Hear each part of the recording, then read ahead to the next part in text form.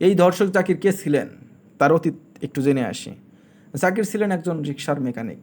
তার নামে আগেও নাটোরে মামলা হয়েছিল, কিন্তু সে ঠিকই টাকা খাইয়ে জামিনে ছাড়া পেয়ে গিয়েছে। ওই দিন যদি জাকিরের সঠিক বিচার হতো, তাহলে জাকির আজ এই সাহস পেত না। কিন্তু আমরা তো আর ওই জাতি না, এক ভুল বারবার করাই আমরা অভ্যস্ত।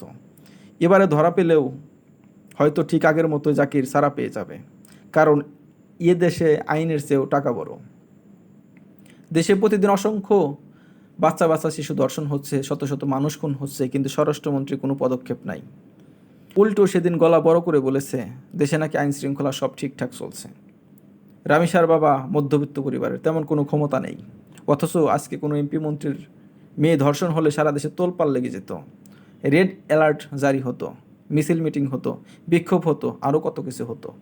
কিন্তু এই ছোট্ট রামিসার বেলায় তা হবে না, কারণ সে তো আর কোনো এমপি মন্ত্রীর মেয়ে না।